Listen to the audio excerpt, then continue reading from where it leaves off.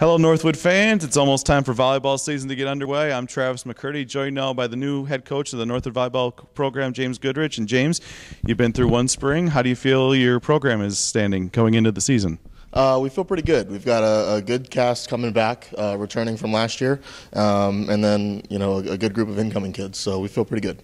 Now, you did lose a lot from last year's team. Number one, of course, would be Julia Pakumenko, the two-time All-American.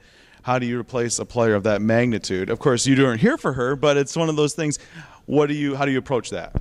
I think that it's going to be very, very difficult to replace her with one player, but I think everybody as a whole, we're all ready to take a step up.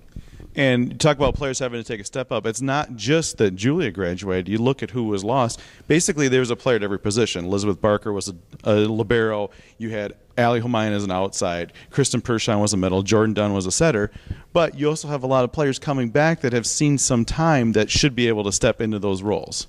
Exactly, and some versatile players that can play multiple positions, do a couple of different things for the team. And I think that, like you mentioned, the experience that they got on the court is going to benefit us. You look at who is coming back, and probably the top player on paper would be Krista Kramer, the outside hitter, extremely athletic. Talk a little bit about what you saw from her in the spring. Like you said, extremely athletic, very, very fast, can run different routes inside, outside, and will be very effective everywhere across the net.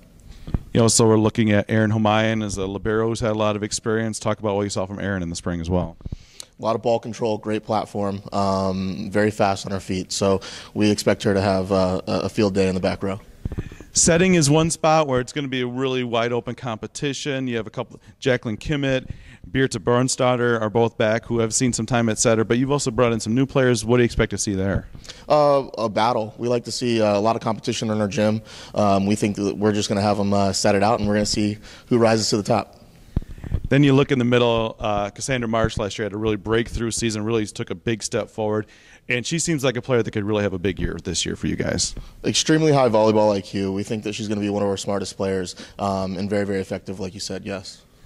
Talk about some of your newcomers. Anybody in particular you're looking maybe could stand out this year for the Timberwolves? Oh, we've got a few. I think all of our freshmen are ready to step in and contribute a little bit. Then we've got a transfer setter in Taylor Pritchett, who's going to help our practice gym get a whole lot better, bring some experience. And we've got a transfer in Chelsea Watson opposite for us.